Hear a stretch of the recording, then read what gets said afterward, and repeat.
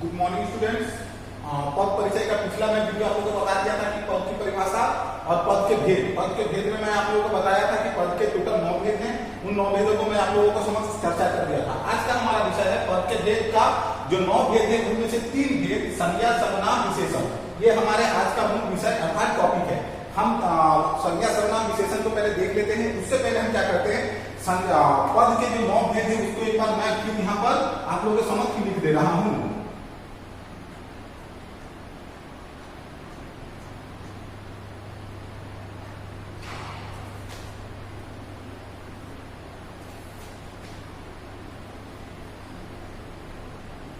पहला क्या लिखा था मैं, संज्ञा, दूसरा सर्वनाम,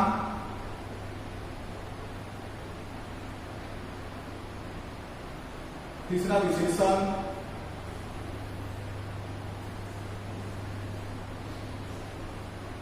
चौथा क्रिया विशेषण,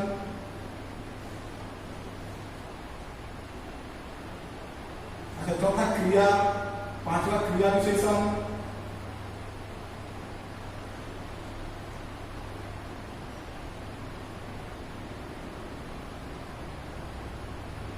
संबंध पूर्वक,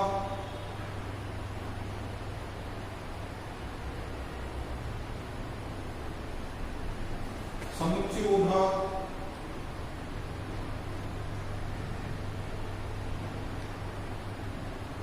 विस्मयादि बोधक,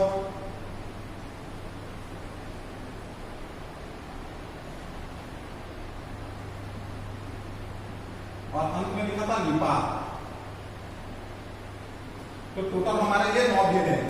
1 2 3 4 5 6 7 8 9, ये टोटल हमारे पद के 9 भेद है। जिसका मूल रूप से इन में से हम क्या करते हैं, सबसे पहले हम क्या करते हैं, पद के भेद की संज्ञा, सर्वनाम और विशेषण अर्थात संज्ञा, सर्वनाम और विशेषण अर्थात इन तीनों का वर्णन आज हम आप लोगों के समक्ष रख रहा हूँ। इन तीनों का क्या, इन तीनों के बारे में मैं आप लोगों को बता रहा हूँ कि संज्ञा का पद परिचय किस प्रकार करेंगे, सर्वनाम का पद परिचय किस प्रकार करेंगे और विशेषण का पद परिचय हम किस प्रकार करेंगे। ठीक है, तो चलो हम देखते हैं पहले संज्ञा का भेद। संज्ञा जो भेद है उसको हम देख लेते हैं।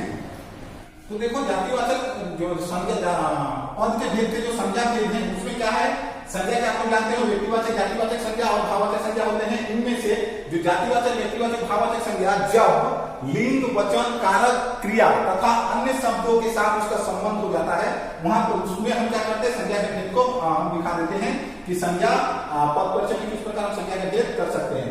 मैंने क्या कहा, जातिवाचक, व्यक्तिवाचक, भाववाचक जो संज्ञा होते हैं उनका लिंग, वचन, कारक, क्रिया तथा अन्य शब्दों के साथ उसका संबंध दिखाया जाता है। किसका संबंध दिखाया जाता है, ये जो व्यक्तिवाचक, जातिवाचक, व्यक्तिवाचक और भाववाचक संज्ञा जो होते हैं उनका संबंध लिंग, वचन, कारक, क्रिया तथा अन्य शब्दों के साथ जब संबंध दिखाया जाता है तो वहां संज्ञा भेद होते हैं।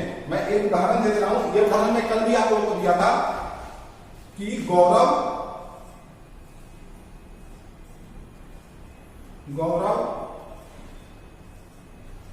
हास्य की एक पुस्तक पढ़ता है ना।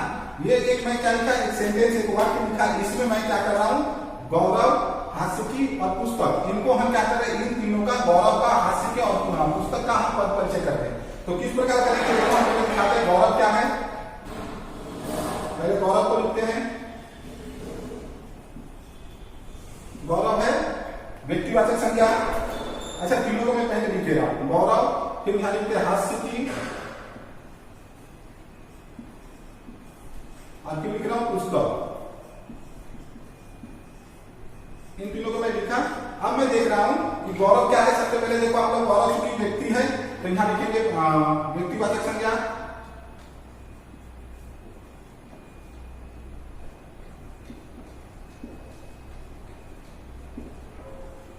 फिर क्या है, चूंकि लड़का है तो क्या लिखेंगे, पुल्लिंग।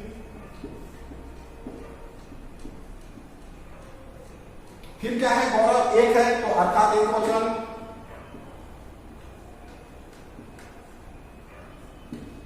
और क्या लिखेंगे, गौरव क्या है, और बताओ आप लोग। देखो, गौरव पुल्लिंग हो गया, एक वचन हो गया, व्यक्तिवाचक हो गया। और यह क्या कर रहा है, हास्य कर्ता, कारक। ठीक है, तो यहां पर देखो मैंने ऊपर लिख दिया था कि जातिवाचक, व्यक्तिवाचक और भाववाचक का संबंध जब लिंग वचन कारक के साथ हो, तो यहाँ पर देखो व्यक्तिवाचक संबंध हो रहा है, किसके साथ हो रहा है? वचन के साथ हो रहा है, लिंग के साथ हो रहा है, क्रिया के साथ हो रहा है। सॉरी, यहाँ क्रिया नहीं, क्रिया नीचे में आ जाएगा, बता रहे हैं। तो यहाँ क्या कारक के साथ हो रहा है, अर्थात देखो यहाँ पर आप देख सकते हो व्यक्तिवाचक जो संज्ञा है, संज्ञा का संबंध पुल्लिंग अर्थात लिंग के साथ हो रहा है, वचन अर्थात एकवचन बहुवचन के साथ हो रहा है, और कारक का भी साथ हो रहा है, कर्ता कारक के साथ यहाँ पर हो रहा है। ठीक है, दूसरा देखो क्या है? हास्य की। हास्य की क्या है? हंसना एक भाव है, तो यहाँ देखो कि भाववाचक, भाववाचक संज्ञा। ठीक है, उसके बाद आप लिखोगे पुल्लिंग, एकवचन और संबंध कारक।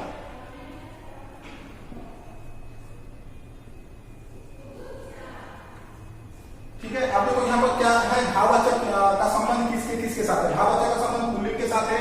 देखो मैं बोल दिया था यहाँ पर भाववाचक भी है। भाववाचक का संबंध मूल रूप से आप समझ लो कि जातिवाचक, व्यक्तिवाचक और भाववाचक जो संज्ञा होते हैं, उनका संबंध लिंग वचन कारक के साथ होता है और क्रिया के साथ। तो यहाँ पर भी वही देखो, भाववाचक का संबंध लिंग के साथ हुआ है, वचन के साथ हुआ है और कारक के साथ हुआ है। यहाँ संबंध कारक किस प्रकार हुआ है? क्योंकि पुस्तक का हास्य की एक पुस्तक, पुस्तक के साथ हास्य का संबंध है। पुस्तक किस प्रकार की है? हास्य की, अर्थात हंसने, पुस्तक के साथ हंसने का संबंध है। अब देखो पुस्तक क्या है? पुस्तक की जातिवाचक संज्ञा है, जातिवाचक संज्ञा। फिर क्या है? देखो पुस्तक, एक पुस्तक पढ़ता है, यहां पर लिखा ना एक पुस्तक अर्थात एक वचन, स्त्रीलिंग, और क्या है? कर्म कारक। क्यों कर्म कारक है? क्योंकि कर्म कर्म कर रहा है। क्या कर्म कर रहा है? पुस्तक पढ़ रहा है। ठीक है, तो देखो अब हम क्या करते हैं? संज्ञा, इसके ऊपर फिर समझाने का संज्ञा के लिए मैंने बोला था कि जातिवाचक, व्यक्तिवाचक, भाववाचक का संबंध जब लिंग वचन कारक के साथ, तो यहाँ पर देखो आप व्यक्तिवाचक का संबंध लिंग के साथ, एकवचन वचन के साथ, कारक के साथ दिखाए। फिर हास्य की देखो भाववाचक का संबंध पुल्लिंग के साथ, एकवचन के साथ, कारक के साथ दिखाए हैं। फिर जातिवाचक का संबंध देखो वचन के साथ, लिंग के साथ और कारक के साथ दिखाए हैं। तो इस प्रकार आप बना सकते हो। ठीक है, नेक्स्ट हम करते हैं क्या? सर्वनाम। सर्वनाम जो भेद है उसको हम कर लेते हैं। अब देखो हम क्या कर रहे हैं? सर्वनाम भेद। सर्वनाम भेद को देख लेते हैं। क्या सर्वनाम भेद में क्या करना है? पुरुषवाचक, निश्चयवाचक, अनिश्चयवाचक, संबंधवाचक, प्रश्नवाचक एवं निजवाचक जो सर्वनाम है, उनका संबंध जब लिंग, वचन, कारक एवं अन्य शब्दों के साथ, यहाँ क्रिया भी आप लिख सकते हो, कारक, यहाँ क्रिया आप लिख सकते हो, क्रिया या अन्य शब्दों के साथ जब उसका संबंध दिखाया जाता है, तो वहां पर क्या सर्वनाम भेद हम वहां पर करेंगे या सर्वनाम भेद का प्रयोग हम करेंगे। मैंने क्या कहा? जब पुरुषवाचक, निश्चयवाचक, अनिश्चयवाचक, संबंधवाचक, प्रश्नवाचक और निजवाचक जो सर्वनाम है, उनके साथ जब हम लिंग का, वचन का, कारक का, क्रिया का संबंध दिखाएंगे, वहां पर हम क्या करेंगे? सर्वनाम भेद को प्रस्तुत करेंगे या सर्वनाम भेद को रखेंगे। हम उदाहरण देख लेते हैं, एक उदाहरण इसको भी हम समझ लेंगे उदाहरण के द्वारा।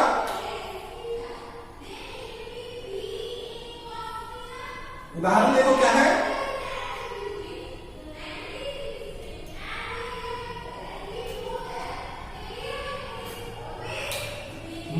उदाहरण देखो क्या है? मैं तुमसे कुछ पूछूंगा, मैं तुमसे कुछ पूछूंगा, मैं तुमसे कुछ पूछूंगा। अब देखो यहाँ पर क्या कर रहे हैं हम? मैं को अंडरलाइन कर रहा हूं, तुमसे अंडरलाइन कर रहा हूं और कुछ को अंडरलाइन कर रहा हूं, है ना? तो ये तीनों को हम क्या करेंगे? इन तीनों का हम पद परिचय करेंगे। किस प्रकार पद परिचय करेंगे? तो सबसे पहले हम मैं को लिख रहा हूं, मैं को लिख रहा हूं, तुमसे लिख रहा हूं और कुछ को भी लिख रहा हूं। मैं को मैं लिखा, तुमसे लिखा और कुछ को भी मैं लिखा, इन तीनों को लिखा। अब इन तीनों का हम क्या करते हैं? पद परिचय करते हैं। देखो क्या है? मैं क्या है?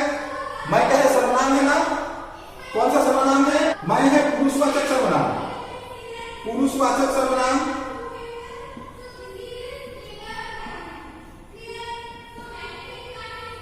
पुरुषवाचक में उत्तम पुरुष है। फिर क्या है? मैं एक है तो एक वचन,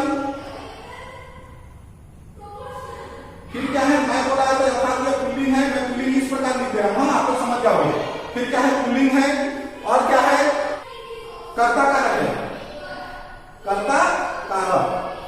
ठीक है, उसी प्रकार आप करेंगे तुमसे। तुमसे क्या है, कौन सा सर्वनाम है, तुमसे है पुरुषवाचक सर्वनाम।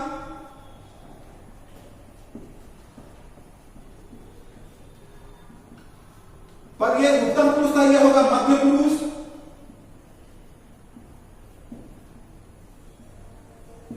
फिर क्या है यहां पर देखो, तुमसे अर्थात कौन है, एक ही व्यक्ति है, अर्थात ये भी होगा एक वचन।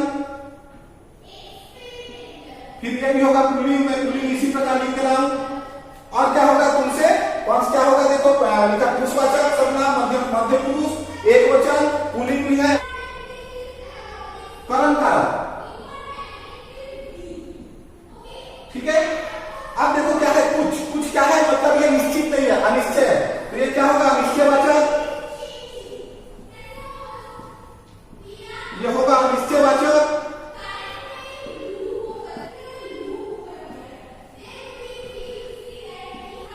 पुल्लिंग, एक वचन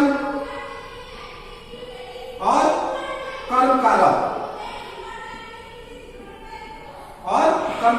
अब देखो मैं क्या लिखा हूं, मैं ऊपर लिख दिया हूं सर्वनाम भेद जो किस प्रकार हम करेंगे। मैंने बोला हूं कि पुरुषवाचक, निश्चयवाचक, अनिश्चयवाचक, संबंधवाचक, प्रश्नवाचक एवं निजवाचक जो सर्वनाम होते हैं उनका संबंध जब लिंग, वचन, कारक या क्रिया के साथ हो तब हम वहां पर क्या करेंगे, इस प्रकार के सर्वनाम के हम प्रयोग करेंगे। देखो क्या है, मैं क्या है, पुरुषवाचक सर्वनाम है, इसका संबंध किसके साथ दिखा रहा है, देखो एक वचन के साथ दिखा रहा है।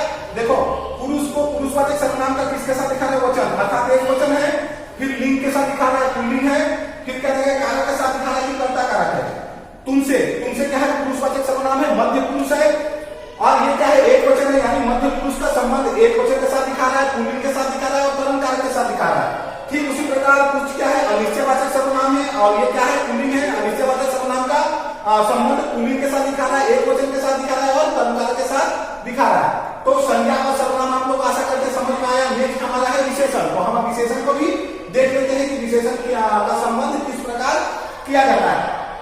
बहुत ही आसान पद्धति है, इसे आप कर सकते हो। जब भी आप पद परिचय करोगे तो पहले पद क्या है उसको देखने का प्रयास करोगे। मैं, तुम, हम, मुझसे, तुमसे, ये सारे क्या है उसको देखने का प्रयोग करोगे, और उसको देखकर ही आप क्या करोगे, उसके साथ क्या संज्ञा है, सर्वनाम है, विशेषण है, और ये सारे चीज होने के बाद क्या करोगे, उनका संबंध तुम दिखा दोगे। लिंग के साथ में लिंग होगा तो लिंग के साथ दिखाओगे, वचन के साथ दिखा सकते हो, कर्म कारक के साथ दिखा सकते हो, क्रिया के साथ दिखा सकते हो। पहले आपको यह तय करना होगा कि 9 भेद में जो बताया था उन 9 भेदों में पहले हुआ जो पहला जो पात्र है जिसका हम पद परिचय कर रहे हैं वो क्या है, वे संज्ञा है, सर्वनाम है, विशेषण है, क्या है उसको आप लोग पहले देखोगे। ठीक है, अब हम देख लेते हैं विशेषण को। अब देखो हम क्या करते हैं, विशेषण भेद को देख लेते हैं। विशेषण के आप लोग जानते हैं विशेषण कितने भेद है, गुणवाचक, संख्यावाचक, परिमाणवाचक, सर्वनामी विशेषण, ये सारे जो भेद होते हैं। तो उन भेदों के साथ जब या उनका जब अर्थात उनका कहने का मतलब गुणवाचक का, संख्यावाचक का, परिमाणवाचक एवं सर्वनामी विशेषण का संबंध जब लिंग, वचन, कारक तथा विशेषानुसार विशेष्य के साथ उनका संबंध को दिखाया जाता है, तब हम क्या करेंगे, हम विशेषण को दिखाएंगे कि कितने सारे विशेषण के भेद को हम वहां पर प्रयोग करेंगे या विशेषण को हम दिखाएंगे। चलो आप हम एक उदाहरण को भी देख लेते हैं इसके द्वारा। सेम वैसा ही है जैसा संज्ञा है, संज्ञा का जो संज्ञा होते हैं, गुणवाचक संज्ञा के जो होते हैं ना, जातिवाचक, व्यक्तिवाचक और भाववाचक संज्ञा का संबंध लिंग, वचन, कारक के साथ, उसी प्रकार सर्वनाम का, उसी प्रकार विशेषण का भी बिल्कुल वही है। तो हम क्या करते हैं, उदाहरण को पहले देख लेते हैं। मेरे बगीचे में 2 नीले फूल है। मेरे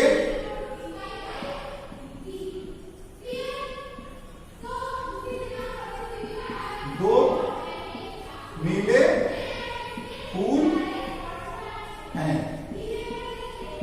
मेरे बगीचे में 2 नीले फूल है। अब देखो मैं यहां पर क्या करता हूं, किसका हमको पद परिचय करना है।